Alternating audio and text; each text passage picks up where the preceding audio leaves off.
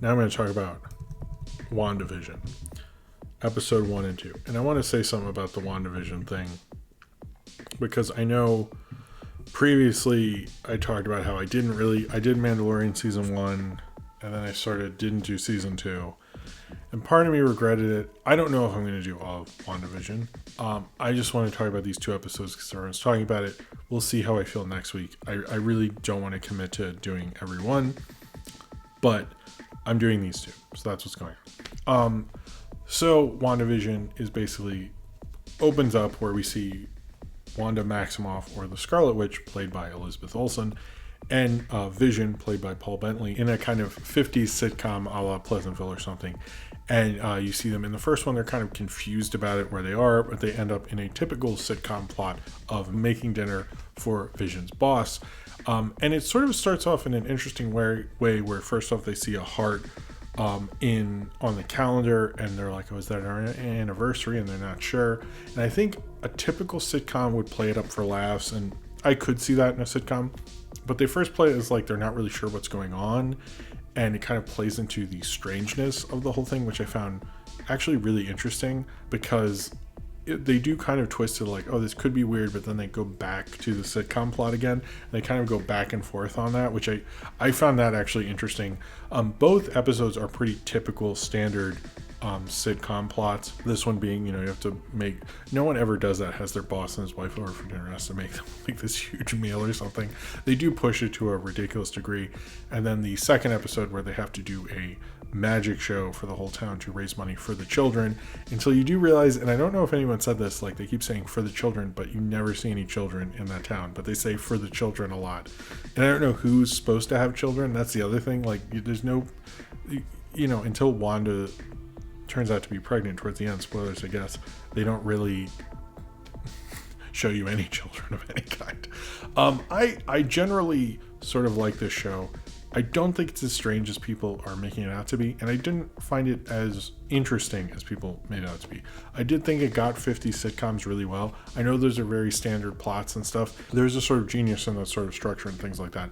And I appreciate that they're sort of doing something. Marvel is not known for shooting things different ever. And I'm glad that they actually took a different way to shoot something for once, even if it's made like a 50s sitcom and stuff like that. I'm perfectly happy with that. The weird commercials are like fine. I know in the 50s they only had like one commercial per commercial break. They didn't have what we have now, so it's actually appropriate. But I will say WNUF Halloween special did that shit way better. And I get it's like, let's reference Marvel stuff, but I feel like you could have had more fun with that in certain ways. I'm curious what the point is of the sitcom thing. Clearly we get towards the end that she's sort of manipulating it. It sounded to me like we're hearing Randall Park from Fresh Off the Boat, who is in the Ant-Man movies. That's clearly who we're hearing, like Wanda, can you hear me, stuff like that. But that's who it sounded like to me. I didn't check who was credited. They're actually very short episodes. They're about 20 minutes a piece, because Disney Plus puts like a ridiculous amount of credits in terms of like who was the voice of this in Japan. That's cool. Put that on a Wikipedia. Don't put that at the end of everything. Like it just, I don't know why they do that. There was like 7 minutes of credits on one of them. I do find it a little more interesting and stranger than what Marvel was used to doing, but I don't think it's as strange and as imaginative as it really could be. But I will say within the sitcom sort of format, my initial impression is it did that very well. What it's trying to do artistically, it did pull off. It just, I don't right now understand what the point of it is. I'm sort of waiting for that point to really understand what's going on. But Elizabeth Olsen and Paul Bentley have good chemistry for a sitcom couple, basically. Paul Bentley was way funnier than I thought he would be. And I sort of like the idea of it, but I'm kind of like, it's like watching the beginning of Pleasantville and not really understanding like what the point of the whole thing is. And right now it's like I'm just watching a 50s sitcom, and to be honest, it's not like funnier than a normal 50s sitcom. Like I could watch The Honeymooners or The Dick Van Dyke Show or something. I don't need to watch this, and which I recommend if you sort of like this, like watch The Dick Van Dyke Show. I'm sure you'd like it a lot. This is not as funny as that. This is not as interesting as that. I think that's sort of the thing right now. I'm sort of like watching this weird take on it, but I'm not like, if I saw a lot of cutaways, different sitcoms, I feel like this show kind of almost, I know we're reviewing these as a whole, but to me it like almost feels like something that would be better reviewed as a whole than on an episode by episode basis right now. But again, I haven't seen the whole thing, so I'm just guesstimating. I liked WandaVision okay. It didn't grab me really. It's just like, oh cool, you did something different, but I didn't really think about it as much. The other things I talked about, this is like my third segment. The other things I'm talking about tonight, between Long Gun Gulch and the Sea Lab pilot, I have actually thought about throughout the day. I sort of didn't think about WandaVision, except for like when people remind me about it on Twitter and someone says, hey, did you see WandaVision? And then I forget about it almost immediately. Because to me, it's like I'm just watching like someone do this version of something, but like I still don't know what the point is. And so it's sort of like this hanging chad in the air or something, trying to understand like what the purpose of the whole thing was.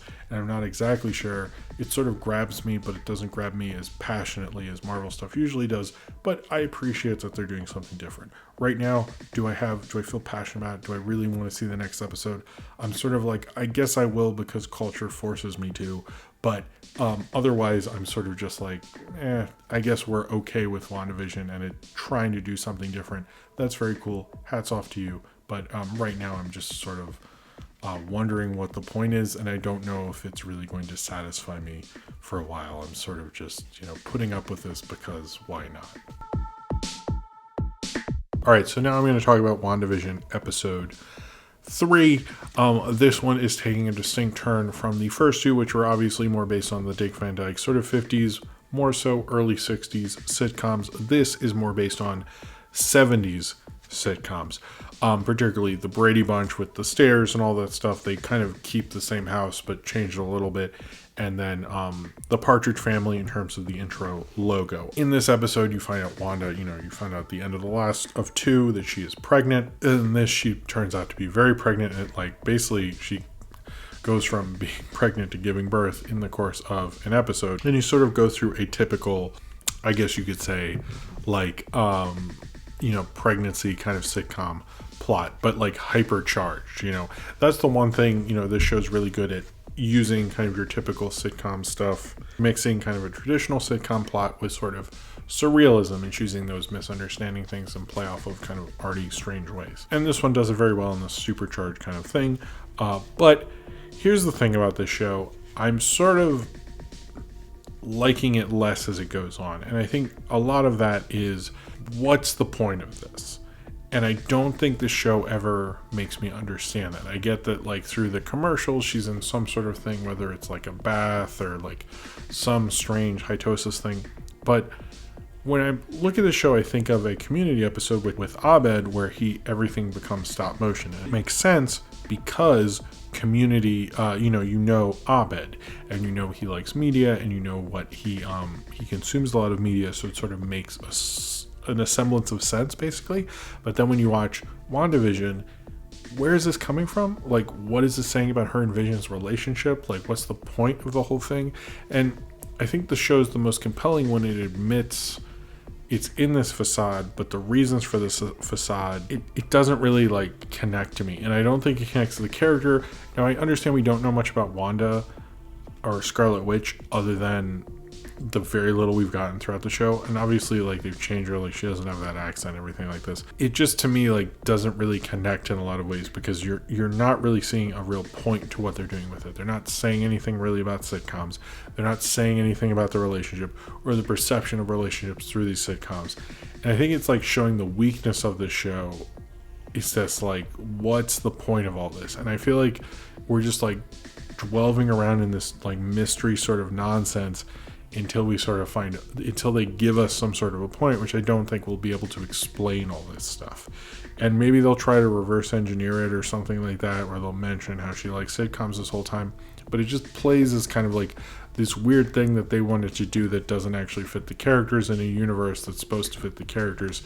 So it's just awkward and doesn't really connect. And I think it's trying to say something about characters who we don't really know that much about. So it's a comment on something you can't comment on. It's I get that she wants to be happy or she wants to be with Vision, but why isn't that just in a fantasy? Why is that in a sitcom? And I continue to think that while I watch the show. And I know people watch sitcoms very excited, and there's a lot of fandom of things are excited. It's just the writing in the show doesn't really connect to what they're doing with it. I don't understand what they're saying with it. It just feels like they're just doing it to be stylized and weird. They don't have a real point and a perspective behind it, or a perspective that makes any sort of sense. Like, I get this through Elizabeth Olsen's thing, but like, why? Like, is this supposed to be like in Star Trek's Generations, where like they have this beautiful like fantasy and you just fall in love with it, and you just can't not be, you're just kind of enveloped in it? But then it's like, why would Wanda, the Scarlet Witch, like, think about it seriously, why would the Scarlet Witch that we've seen in the Avengers movies want to be in this fantasy? And I think that's just something that like just doesn't really work, and the show isn't good at explaining it. Think of like if you saw Pleasantville, but like you never see the part in the 90s beforehand. How is that going to connect? And I just keep thinking, I think people like it. I think people like deciphering it, but I think the writing just doesn't really understand why it's doing all these things. And I keep seeing them being very faithful to sitcoms in a certain regard and doing sort of interesting things with it, but it's not making any sort of a statement on why they're doing all these things. So it's sort of like a very empty kind of experience that is mainly to be like this mysterious thing that Scarlet Witch is in, but it's just playing up mystery, but like, why have it? And I guess when we eventually get to that point, this will maybe make me, eat my words, but I feel like this whole like spin mystery box thing, it just feels exhausting, and it just feels like someone like churning their wheels until they write themselves into a corner and sort of have to explain all their nonsense. But it's not like that nonsense becomes anything of real substance. It just kind of stays stylized nonsense, and maybe people like that, maybe they enjoy that, maybe that's fine. But as of right now with WandaVision, I just feel like we're just stuck in this whole stasis of this whole thing, and they don't exactly understand what they're doing with it. Anyway, and Buster, do you want to be on? Okay, I'll let you. Hold on, I gotta see what I'm doing. Do you wanna? Okay, let's put Buster on to interrupt WandaVision. How you doing, man? What do you think of WandaVision? Look right there. You can look. Can you see? Alright. It's nice hanging out with you. So let's talk about WandaVision episode 4. This was probably one of my favorite episodes so far, because I was far more invested than I've been, because I sort of understood the stakes, I understood what was not going on, I understood the character motivations, and so forth. I think this corrects a lot of things. I think it does a lot of things great, but it also shows the weaknesses of this show in terms of doing things in this episode that were cool for the Marvel Universe, but if we really think about it for the show, like, I don't know what you're doing with that.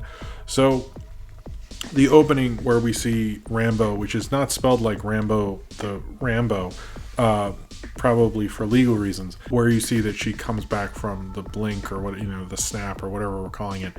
And that's interesting, and that's really cool. And by the way, Marvel could make a whole movie about suddenly coming back and waking up, realizing it's been 5 years through the snap, and I think that could be a great thing. But I feel like the thing with this episode is the idea of sort of understanding where she's coming from. You sort of get, her from Captain Marvel. She's the little girl in Captain Marvel. And her understanding, like, going into Westview in New Jersey. You don't really understand fully, like, why that town. You know that Wanda is in Westview, but you don't really understand exactly why. You do know the little hanging chat of this is someone in witness protection who is in that town, and that's how they sort of found out about that, and that's sort of an interesting thing. I sort of think Catherine Hahn might be that, but we don't know. All the things they do with this episode, in particular, like understanding like what's going on, why the military's involved, getting Kat Denning there, like seeing that like they can pick up the signal of the sitcom, that certain things are being cut out, that we're pretty sure whatever it is, Wanda is in charge of it. You kind of get certain things explained to you, but I still think, even though I like everything, I actually like Kat Dennings in this. I've never liked Kat Dennings in the Thor movies, but I actually like her in this a lot. And she plays it very well. It's like you can tell she's much more well-trained kind of sitcom actress, especially working with Randall Park, who is also a well-trained sitcom actor, which is interesting. You have two modern sitcom actors not in the sitcom, but whatever. I feel like as much as they answer like where they are exactly, that it's this energy field, that things are happening, they still kind of, everyone outside is almost like the viewers of us. They're like, what's going on? Why is this a sitcom? Who's controlling it? Is Wanda in control? The decade thing, what's up with that? It's almost like they're sort of like having their cake and eating it too a lot with this. The issue with this show is kind of a storytelling thing where, granted, I will say this show is not completed. It's clearly like supposed to work as a whole piece, and we haven't seen the end of it. So it's almost unfair. It feels like, I don't agree with people who are like, well, you didn't get the show, you didn't like this one, so you don't get to like this one kind of crap, which I've seen a lot of. It's very immature and shouldn't really be critics. But I if you're doing things like this, it's just a little ridiculous. But my main thing still is like, they're like, everyone who works for SWORD or SHIELD or whatever is like, why sitcoms? And we're, as an audience, everyone's like, because we grew up with sitcoms. But Wanda didn't. She grew up like as a weird medical experiment in a foreign country, which I don't even know like what sitcoms they got and stuff like that. And that is still something that's holding this show back and this episode back, because you're constantly questioning like, why exactly? Like, is there another villain? It looks like it's Wanda. I like that there's a thing of Image in there, which was really shocking. It looks like she's in control of it, but like, it brings up questions that this is unusual, that this happens very soon after Endgame is interesting. It didn't feel like she was like breaking down emotionally, that you think she'd have this break in Westview and things like that. It kind of brings up a lot of questions, which I think the show isn't great at handling necessarily. I feel like they just leave these things dangling, but it's sort of, when it explained it more, it got me more into it. I wanted to go more into this mystery. I think this would have worked better if episode 3 almost hadn't happened. I think episode 3 kind of hurts the show. This should have probably been the third one. They kind of went on a tangent a little too long. It's not the tightest in terms of structure and storytelling and knowing what it's doing. And I think that's sort of hurting my enjoyment of the show, because it feels like something that should be a little more well written and understanding its mystery. And it feels like something that could completely veer off course, even though this was maybe narratively something the show really needed. It was probably not entirely what the show needed. And I wish there was like a thing about how Wanda didn't have parents, but viewed her parents through television, or being a parent or having a relationship or something like that. Right now, us as the audience is putting that on the show, not her the character, and that's a major writing problem. So I know I'm continuing on this beat with Wanda and not really knowing sitcoms, but it's just something that's really bothering me. There's a lot to do with WandaVision, but I hope I'm more hopeful about what's going on with WandaVision so far, but I am not 100% in love with it as much as everyone else, because I hope this narrative things kind of come together even more in the next episode, because they answered so many questions, they figured so many things out, but I still have the undenying question of, how does this all entirely work, and why are we suddenly having this all rely on a character we know nothing about, is sort of the biggest sort of problem with this show. And I hope they're able to explain that in the next one maybe, but I don't see how that's going to work. All right, so WandaVision episode 5. This one is sort of half the WandaVision we've seen before, where we see it set in presumably an 80s/90s sitcom. They're really not specifying on this one, although they use Family Ties with the theme song. They also reference Full House quite a bit, which was honestly a little bit of a 80s 90s phenomenon. They're sort of getting into early TGIF territory as well as getting into 80s stuff. I do like the theme song at the beginning and certain things, but they sort of get into that they're stuck in this a little bit more than they previously had. They're not just in a sitcom starring them using sitcom logic, sort of like an 80s sitcom logic, but it's more, the show is more about the mystery and them being stuck in Westview and what's happening to all these people and so forth. We're seeing outside of it as well as inside. There's that great scene, of course, where she comes out and she's dealing with the army and things like that, I do think work really well. In fact, I think the show works best when we're seeing the connections to the further Marvel universe that we have a connection to, and clearly the writing has a connection to. when we don't have that, we're existing in this kind of faux sitcom world. It doesn't seem to work as well, although I kind of like what it was doing a little bit more in this. There was more breaking in this. There was more of a breaking of reality.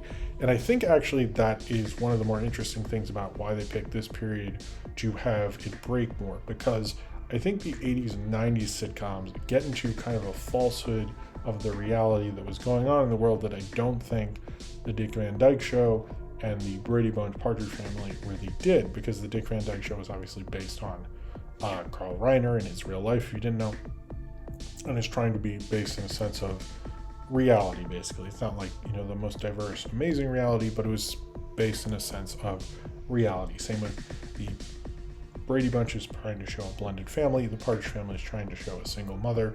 Those are very much things that were topical, kind of a sense of reality, not complete reality.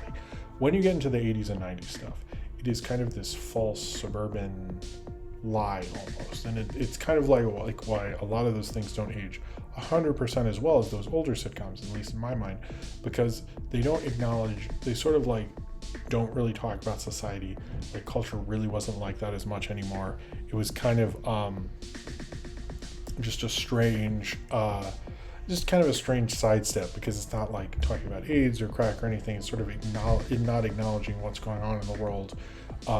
Kind of just suburban falsehood, especially written and directed by people who knew all these things were going on in the world, who probably make fun of the Leave It to Beaver stuff when they were younger, while then ended up making that stuff is just bizarre kind of postmodern situation that they're in.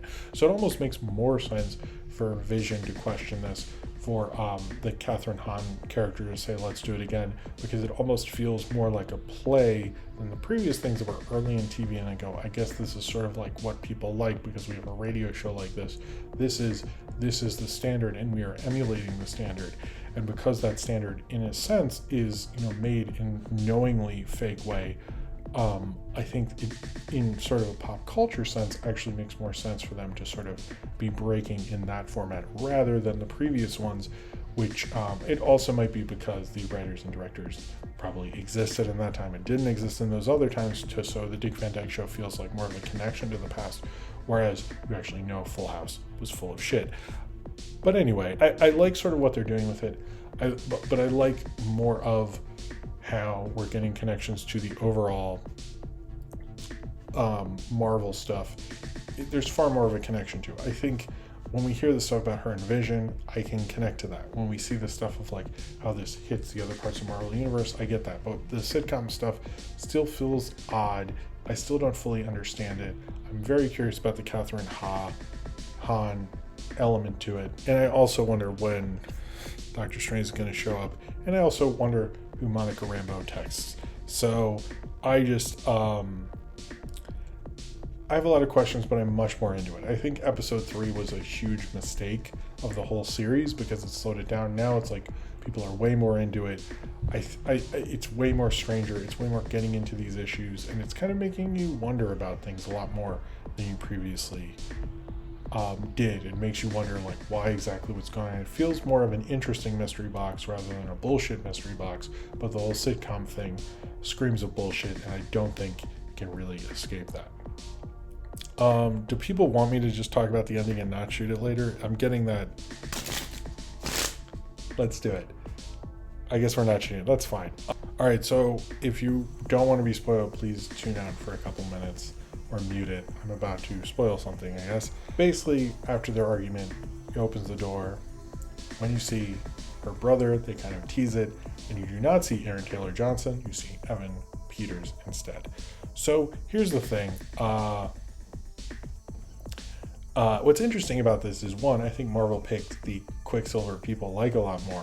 But there's also the huge ramifications of this is that the MCU and the Fox universe, which we all knew they were going to, has finally crossed over in some regard. I thought they would do it with Ian McKellen. They've chosen to do it with Evan Peters. But if you think about it, between the two Quicksilvers, who has more memes? Who do we talk about more? They basically picked the better of the Quicksilvers, which is a great idea. Also, maybe Aaron Taylor Johnson didn't want to come back. That might have been another thing. I'm curious what they're going to do with this character. Obviously, like, this is not going to be a spoiler in a couple days, because when the next episode comes out, everyone's going to know. I'm curious what they're going to do with him, what they're going to say. Did he cross realities? Is this part of the multiverse thing? Are they going to bring people over from that? I don't know, but I think Marvel made a good decision because he is the better Quicksilver, 100%. Now, people said, like, maybe he could be a guy living in that town, and when this whole thing's over, he's just some dude and he's not Quicksilver at all. But I don't think they would do something that lame. I think it was a smart move, because in a way Marvel was able to get the Quicksilver that everyone loves, the best Quicksilver, and bring him over. And I think that could be a lot of fun. So I would actually not mind him in the Marvel Universe. So you could bring someone over from that whole X-Men thing, and I don't think Hugh Jackman wants to, and I'm sure the rest don't. But if you could just bring him and someone who would say yes, I think that's actually a cool move. I thought I was really happy with it, and it was unexpected. It was surprising. I did see some of the spoilers, but I thought it was faked until I'm able to lie to myself. But it's curious what's going to happen. I fully expect a Doctor Strange thing happen towards the end of this season, but we'll see. But I thought it was it's definitely getting a lot better. I think the show is going through its growing pains, but I think it needs to figure out what it's saying with this, and that's like an overriding thing. It needs to explain the sitcom thing. It needs to figure out its whole deal. So WandaVision episode 6. This one was different from the other ones in terms of they were doing specific time periods, and certain shows, it's pretty clear in the second one they were doing Dick Van Dyke, but other ones were kind of a mishmash of a couple shows. This is specifically Malcolm in the Middle, the kind of single camera thing that would take over. The only style that would become obviously more of a trend would be the Office Modern Family thing, less of what we saw here. But I liked what it did. Actually, I think this might have been a better idea if they just done specific shows, because this was entirely looked like Malcolm in the Middle the whole time, from music to performances to how everything worked.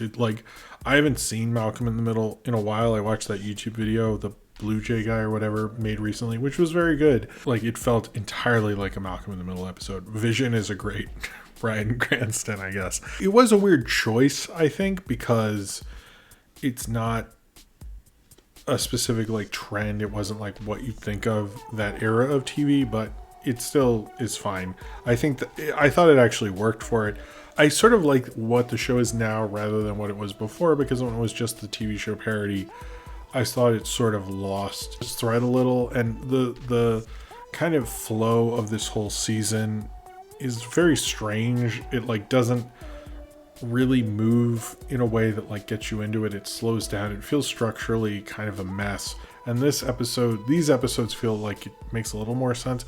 It a bit reminds me of Garth Marenghi's Dark Place, in that like I like when you go to the past episodes, but they have this documentary of people talking during it, and that's sort of like what makes it even funnier. And in this, it's like cutting to Kat Dennings. I'm sort of more interested in the mystery and how it works, and I wish we were getting more clues. Like, I'm constantly watching these episodes and thinking like, where is this, like, who is behind this? Is Wanda behind this? Is it a different person? Like, where are we going?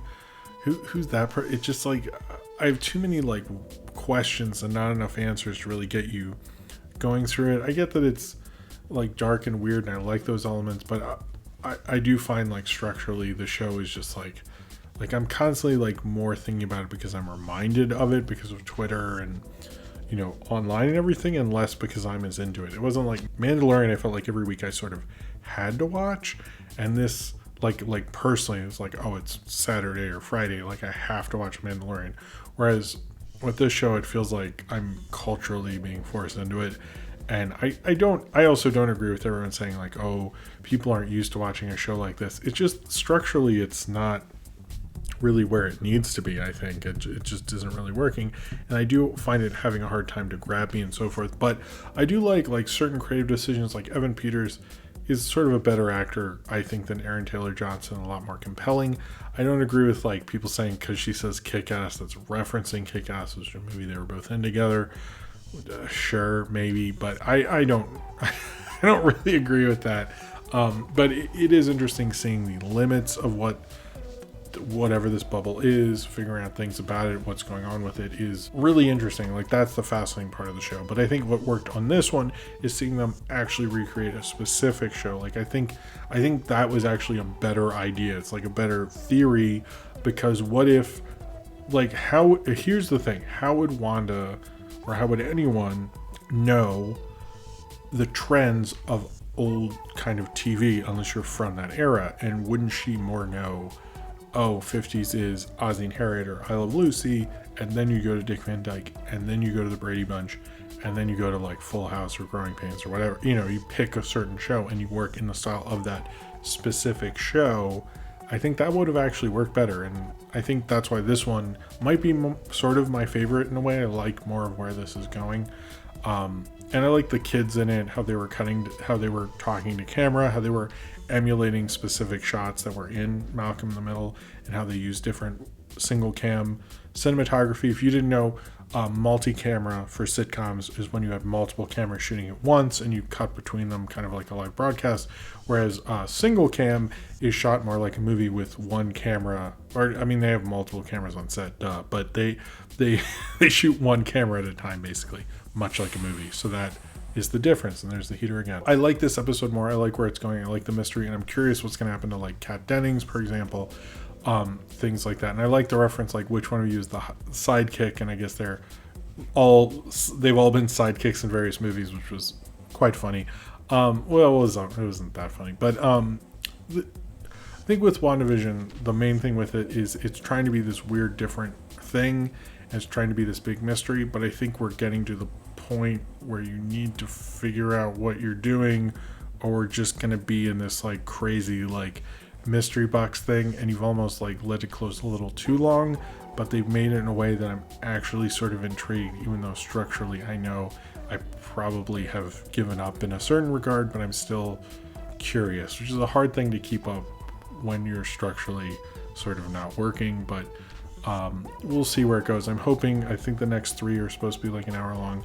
I'm hoping they actually answer some of these things, and it's not just, you know, interesting style exercises with them teasing, like maybe this is this person, maybe this thing or something, who's that, what's in this file, like answer me some questions. And I think we've pushed this as far as it can go, and I wish they kind of come to the point where they sort of answer and resolve some of these things, because it's like the inferior kind of storytelling is becoming a bit of an issue and making that work and compelling at this point is, to be honest, a skill, and I give them credit for that, because I think a weaker writer would have made this I would have given up at some point. So it probably shows like how well Marvel is at making these things, but we'll see where it goes. I'm still expressing a lot of concern, but I'm curious about the possibility. So WandaVision episode 7, I believe, I hope.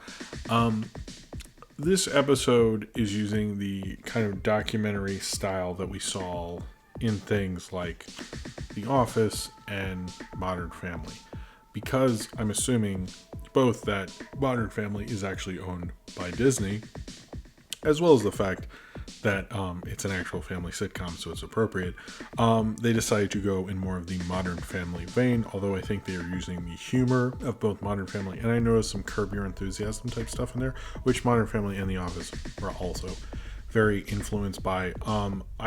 And they did it actually a really good job. It seemed like they even used the same like cameras as Modern Family or something. I'm guessing because they own it, they probably could have just called some guy to get it out of a closet or something. And Elizabeth Olsen, I actually thought did a really good impression, did her best like Julie Bowen. It reminded me of Julie Bowen from Modern Family. So I actually thought she did a good job of doing it. It felt like oftentimes she's emulating the moms from these shows, but I think more so on this one.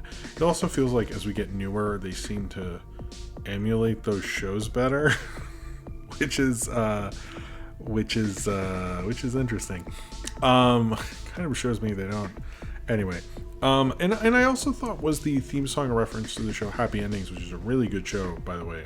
I'm a big fan of that show. It's a good sitcom. I think it was. I think that was a Happy Endings reference, and I appreciate. I mean, the end card was Modern Family, but the thing reminded me of Happy Endings, because that was the Modern Family theme was just the families and stuff. So, the plot, I kind of like the superhero stuff more than the sitcom stuff, because I often wonder, like most people, I think the sitcom stuff, where is it going and what's the purpose and whose idea was the sitcom stuff. And although I've noticed this one, the Malcolm in the Middle one last week and this one seem to be able to get that very well. It does feel like they're just sort of doing it for doing it, even if they can do it well.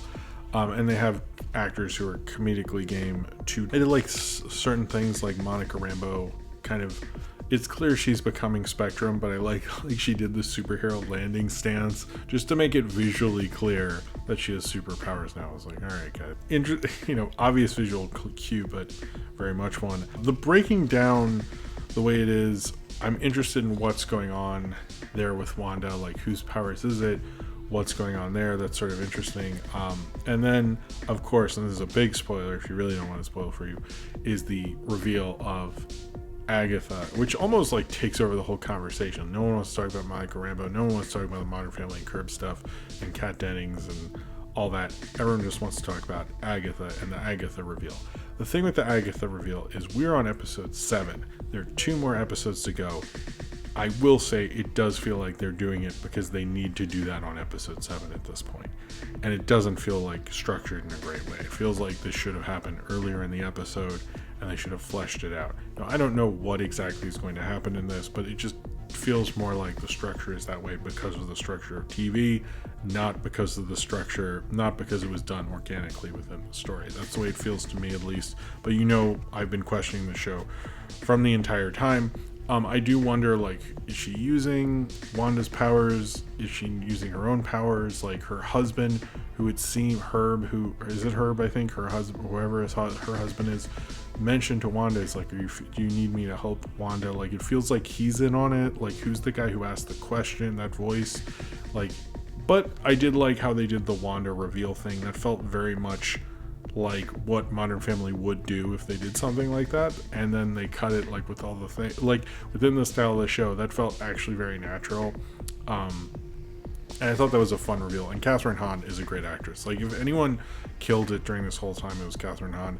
I've heard all sorts of crazy theories, like when she sprays them with perfume, it's really she's spraying them with a growth potion or whatever, like what's going on with the boys, like what's going on with Wanda, all this stuff. But it was kind of an amazing reveal. And the quick thing at the end with Quicksilver was also, it was a quick thing. You kind of, if you missed the end credit sequence, it's actually rather good. I would say I'm liking them obvious reference certain elements of the show. I wish this was more Office funny and less Modern Family funny. I don't think Modern Family is a huge show in syndication. I don't think people look back on it that well. I enjoy the show, but I think I enjoy the superhero stuff more than the sitcom stuff, to be honest. I think that like sort of organically works a little better, and I'm curious to see where they're going to take it. I am really excited for what's going to happen next, to be honest with you. I think this ended on a really promising cliffhanger. But we have a question from Austin, who said, question for the show. It's a WandaVision spoiler. I wanted you to hear my theory. This is Austin's theory. Firstly, what if Agnes is working with Baron Mordo, Chiwetel Ejiofor's character from Doctor Strange?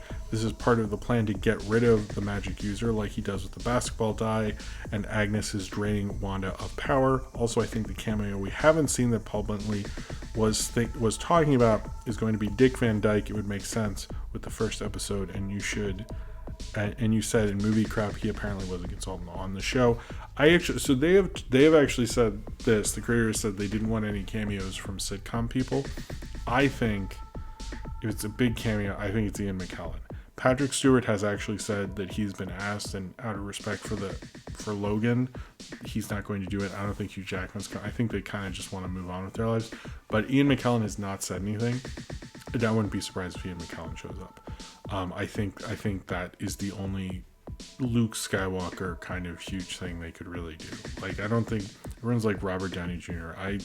I'm sticking with Ian McKellen, but that's an interesting theory. I like the Chiwetel Ejiofor Baron Mordo theory, Austin. I think it's a good thing. That was sort of his Patreon question, but early he requested it during the thing. So anyway, that's what I thought of WandaVision, and that was Austin's theory of WandaVision, and we'll see where it goes from here. WandaVision episode 8. This episode, I actually like a certain element of this because this felt like a comic book, actually. This felt like a comic book where you go into someone's backstory, and that's what we did in WandaVision, which I really liked, actually. I think I'm more connected to the ones that are more like comic books and less the ones that are like sitcoms, because doesn't always 100% work with that stuff. And structurally, I actually really liked it. But I did feel like this was an episode that was trying to justify an entire season rather than something that I think had... I felt like there were too many times where it started justifying and explaining so much of this. And I don't think I was as emotionally connected as everyone else seems to be with this episode. I think it was very deep in a lot of what it's doing, but I think they sort of messed up something pretty major with this. Because we look at the MCU, and we look at Marvel, and all this stuff is based on continuity, and our past knowledge, and our connection to these characters.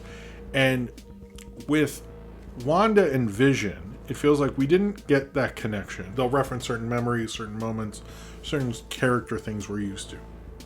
In this, it just feels like we're not getting the moment where Thanos does, kills Vision. We're not going back to that. We're not going back to parts from the movies that we know. It's sort of inventing all these things. And although I think the Vision quote is very moving, it did feel like from a writing thing that they are very much trying to fill in gaps, and us as the audience are filling in holes that naturally we should not be doing, the storytelling should be filling in. And they're doing things that don't connect anywhere, particularly the beginning, where we talked about Agatha at the beginning of the episode. You could have cut that out. You could have gone to the bathroom. You wouldn't, because you can pause things. But in theory, you could have gone to the bathroom, come back, and be like, did I miss anything? And you go, oh, and they'll be like, shut up, don't worry about it. And it didn't affect the entire episode. Why have that in there?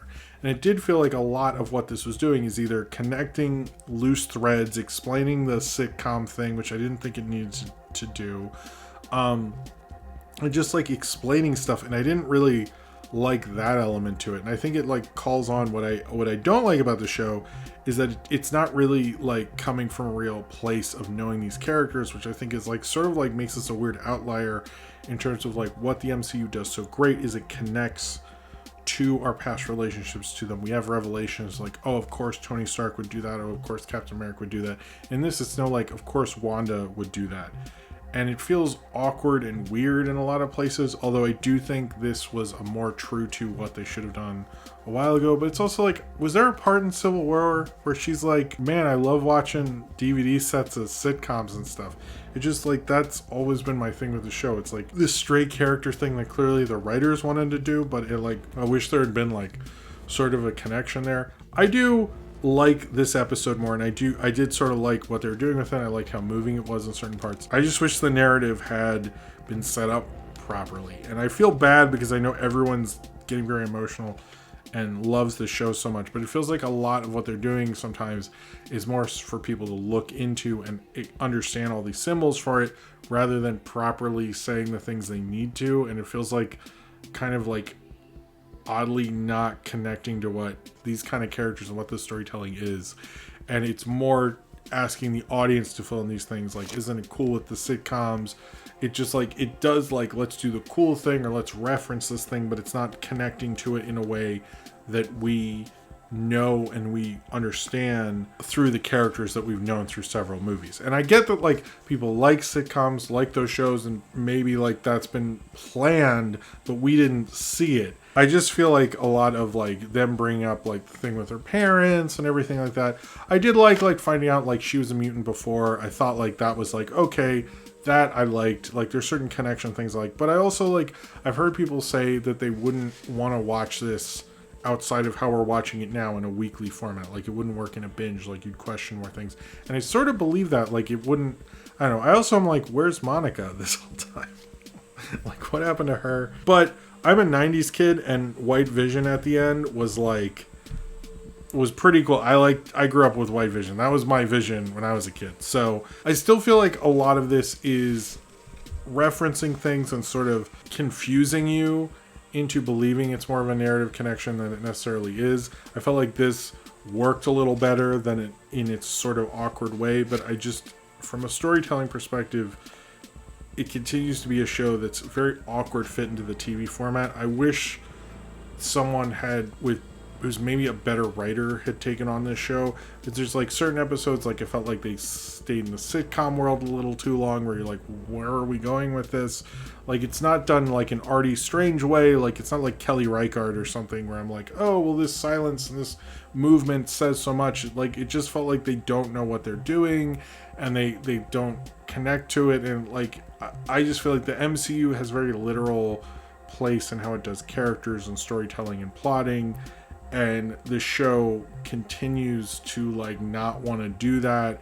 And it's like kind of this awkward thing where it's like, it's not that I can't accept TV or I'm too stupid or I don't deserve it and all those things. I think it is just like the show like didn't really think out itself the way like the planning of the MC usually works in terms of its plotting. So I don't like that, but I did like how it talked about grief and moving on and things like that. And I like the quote from Vision.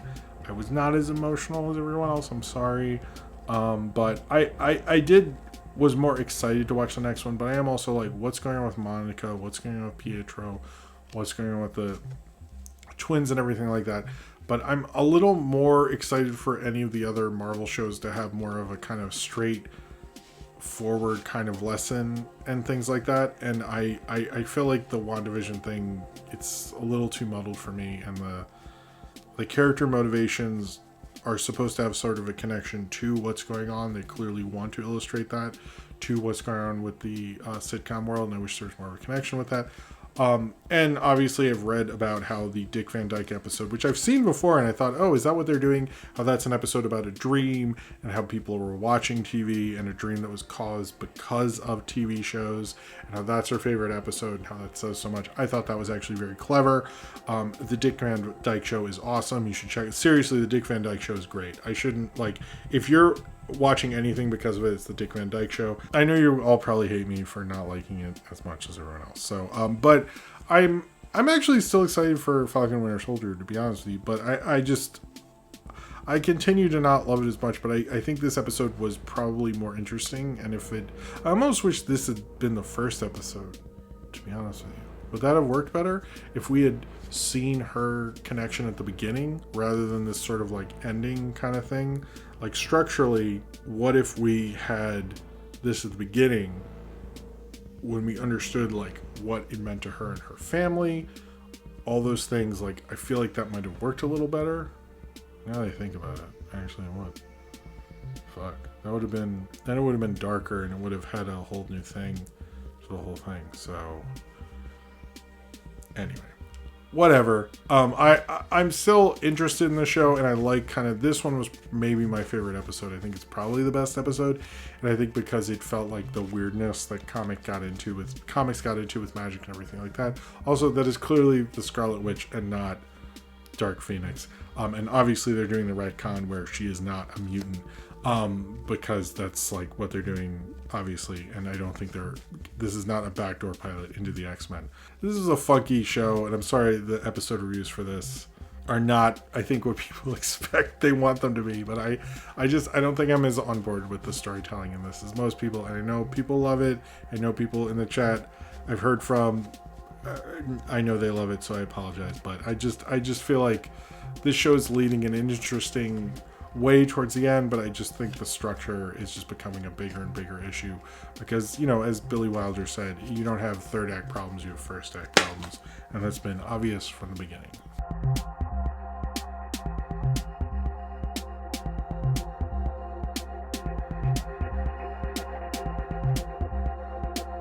Alright, so this is WandaVision time. I found this finale sort of interesting in that I liked it while I was watching it. I found it a lot better, but then immediately when it was done, I didn't think about it at all. It made like no impression on me whatsoever. I think it worked very much like a season finale. It worked very much like a comic book finale, basically, like the end of an arc kind of finale. And it was the ending, I guess, the story necessarily in the superhero story needed, but it sort of felt like an ending that didn't acknowledge a lot of things that needed to be acknowledged, but did the superhero ending. We got to the superhero ending, but we didn't get to necessarily the story ending. The fights were all great. The Vision fight was, I love the Vision stuff. I like that in the end of Age of Ultron. That's like old sci-fi stuff. Like, let's have a theoretical debate and then punch each other and stuff. And I actually really liked the Vision stuff. I thought the Vision stuff was probably the strongest of that whole episode. I like the Wanda and Agnes fight. I thought that was like pure Marvel kind of superhero things right there. But as soon as like the Wandavision and dealing with like what she did to this town comes up, the show sort of like takes Wanda's side and doesn't really talk about it. And then you're just sort of sitting there like, wait, so like, why didn't you properly deal with this? Like, it seems like there's a much more interesting narrative under the fact that it's like, well, she was actually sort of a horrible person because she stole these people. And like that one woman talking about like her 8-year-old daughter is like stuck in a room. Can you let her out? And like, I just want to like hold her. Like, that was heartbreaking. The narrative just like moves on. It's like, isn't Wanda and her family fighting people really cool? And you're just sitting there like, what? Like, what the fuck? Like, I mean, the whole thing with this is basically like you find out she like basically enslaved all these people, and you're supposed to like sort of let that go, and then like, but hey, the suburbs, and then like basically she enslaved all these people, but like as long as her family are safe, it's fine, which is like a great metaphor for the suburbs, I guess. But I didn't understand like what they're doing with that, what they're trying to say within it. It just felt like they just found a conclusion that sort of worked for what they thought would work for it, but it didn't like explain certain things, didn't work for certain things. It does feel like very much the Marvel thing is like not a lot of these heroes are felt accountable. It was heartbreaking. I think the end parts, it like hits you where it needs to hit you to make you believe this narrative sort of worked, but like it didn't. But like it does hit all those beats very well, actually. One of the interesting thing is that episode, was it last episode with Agatha, where they like go through and sort of like try to narratively explain the whole stupid thing. Like in this one, it felt like they actually got away with it more. Like in that one, it felt like explanations. In this one, it's like, oh, we actually did it. Specifically like the putting the kids to bed thing. I thought that was like completely heartbreaking and worked very well. Things I didn't like particularly is also, why have Monica Rambeau in this? It like that like completely was confusing. Like, why even have that? Like why have her? It's like you kind of just had like the typical like black sidekick kind of character, and you kind of didn't want to acknowledge that and didn't want to fully utilize her. It's almost like maybe you just shouldn't have had her in this, or like given her own like special to introduce herself. It felt like sort of like you didn't fully utilize her and just sort of did this like black hero sidekick trope and didn't do anything with that, and I found that like insanely disappointing. I mean, I know she had that one heroic moment, but it's like, why have that character in here? The two mid-credits sequences, like the mid one you have with her, you find out about the scroll and all that stuff. That was interesting, but it's also like I wanted more with Monica. I wanted to understand more of what was going on there. But I did like the Wanda thing at the end, because that's basically like leading directly into the multiverse of madness or whatever that Sam Raimi's directing, and the fact that we're setting up a Sam Raimi movie, a house in the middle of the woods with a magical book is like absolutely perfect for me. And they had the Oz Great and Powerful reference, which I don't think as a Sam Raimi fan you should ever bring up. And and the boner thing I thought was funny, but I get that everyone was disappointed. I didn't really need all my theories to be answered. I just sort of wanted this narrative to sort of find its way a little bit, and it sort of did, but in like a clumsy way, where like what was going on with Darcy necessarily, like what was the deal with that bad guy, like it just felt like certain things weren't fleshed out enough to hit as hard as they could, but they actually sort of found a way to get that to seemingly like it would work. And I sort of respect them for finding a way to make it feel like it worked, even if it necessarily didn't. Maybe that's like the sitcom in it, or maybe it's just like they realized they had to sort of pretend like they stuck the landing, and I think they did in this at least. But I don't think I really like the show. I don't think the show will hold up if you're not watching it week by week, because you'll probably be like, this is a mess. And I'm hoping Falcon and the Winter Soldier is a lot better than what this is. This was very ambitious, but I don't think its ambition was as strong as really its like core storytelling, and it really should have been if you wanted to have that ambitiousness stick as much as you wanted it to, and I just don't really feel like it did. But I feel like this finale, probably one of the better episodes. It had more promise, it had more interesting, fun stuff in it. It just like, overall, I felt this show was kind of way too much of a mess for me, and just kind of a weird, interesting idea for something to do with the MCU, but I think if you're really going to push it and expand it, you have to actually tell a good, amazing story with it. And I don't think story-wise this worked as well as maybe its ambition did.